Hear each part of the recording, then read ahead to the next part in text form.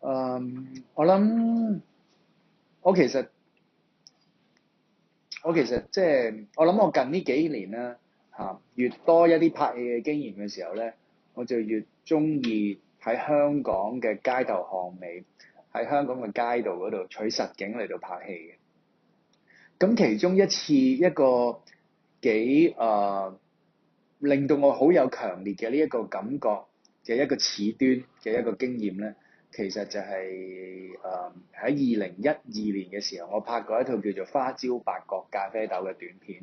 呢一個故事咧係講一個女仔，佢其實取材住真人真事，講一個女仔周長明，佢成為咖啡師嘅一個故事。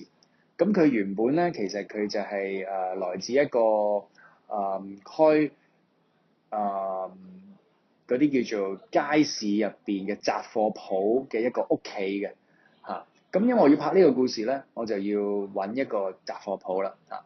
咁我就亦都係因為呢次拍攝嘅經驗，令到我咧比較深入地咧去認識到街市嘅一啲狀況嚇。我發覺原來街市呢個地方咧，香港嘅街市咧，即係我細個咧就唔中意去街市嘅，因為只要係阿媽帶我去，污糟邋遢嚇，哇！嗰度又即係又有個牛頭嚇，嗰度又切青蛙咁樣，即係覺得好撈教，好污糟啊！嗰度又劏雞嚇。咁但係因為今次咧，我去深入街市去揾景同埋做一啲 research 嘅時候咧，我發覺原來街市係一個非常之有人情味嘅地方嚇。我喺拍呢套戲嘅時候，發現到街市入邊嗰個人情味咧，正正就係引證咗，當我要拍周長明呢個即係咖啡女王嘅故事嘅時候，佢同我講嘅一啲佢成長喺呢個街市雜貨鋪入邊嘅時候嘅成長嘅經歷，係好吻合得到嘅。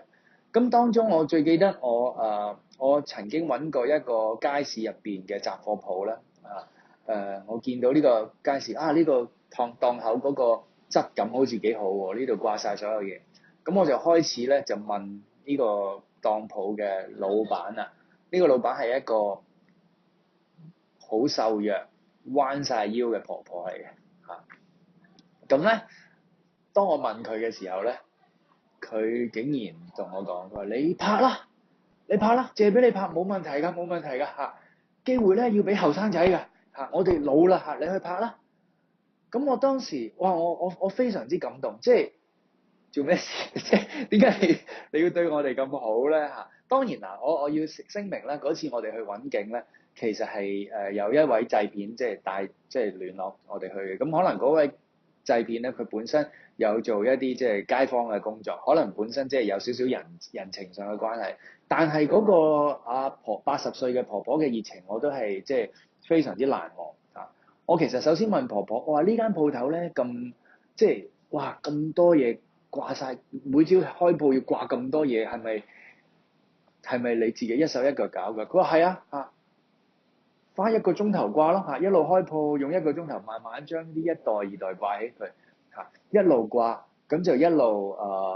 賣做生意嚇。不過你想拍呢個鋪冇問題㗎，拍隨便拍。咁我覺得阿婆婆咧可能唔係好知道咩叫拍嘢。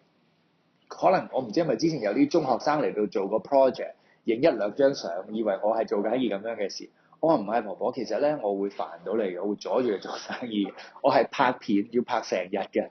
咁佢話唔緊要啊，你拍啦，機會係俾後生仔。佢不斷重複咗好多次，機會要俾後生仔。咁我好感動嚇。到最後我會其實咧，我會即係有少少費用咧俾翻你嘅。咁佢唔使俾㗎，唔使俾㗎，你去拍得㗎啦。咁我係好感動，即係我記得我當時直頭即係要即係要轉身走埋一邊嘅，因為我想喊係啊，即係我唔知點解婆婆對於呢個機會要俾後生仔嘅呢一樣嘢嚇，佢自己有一間咁心愛嘅鋪嚇，有人嚟拍，佢好樂於借俾即係佢喺我喺佢心目中係個後生仔啦，係要借俾我哋去再去拍。咁呢一個 moment 咧，我係即係我係非常之感動啦嚇。咁同埋成個做呢一個喺街市嘅呢個 research 嘅過程之中，亦都發現咗好多其他點點滴滴嘅嘢，令到我知道原來即係我哋成日話香港係一個石屎森林，人情即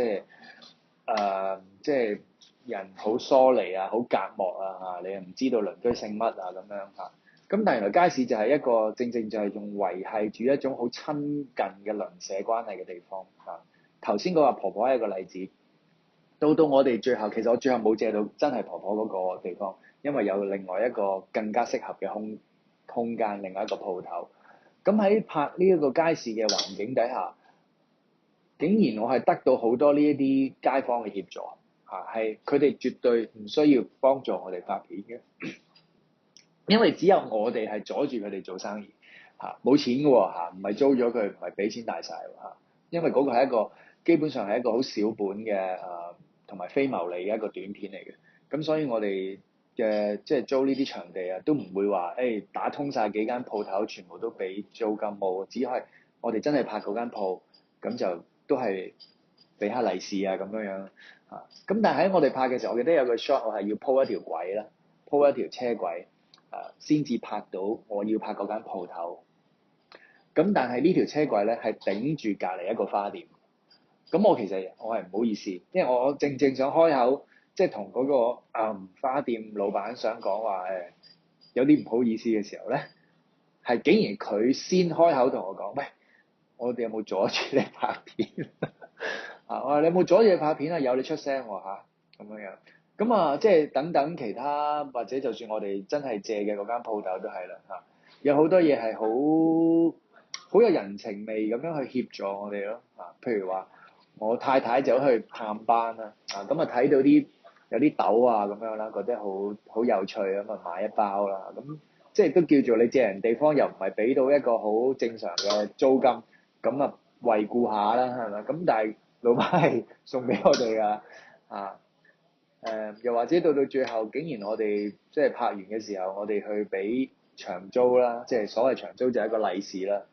竟然咧〜我細個嘅時候，同我阿媽同埋啲親戚去飲茶爭俾錢嘅情況咧，竟然發生喺嗰個我哋要俾利是作為今日嘅酬勞嘅嗰個場面，老闆唔想收我哋嘅酬勞，即係我覺得係咯，即係每次講開都有啲感動，即係原來即係喺一個我哋咁即係所謂錢大晒嘅地方，但係原來即係我哋香港仍然係保留住好多即係人間有情嘅空間嘅。咁我覺得即係其實電影俾我點解有咁多個 reason 去做咧？就係我覺得電影係一個世界上嘅其中一個產品咧，佢係可以證明到原來錢唔係大晒。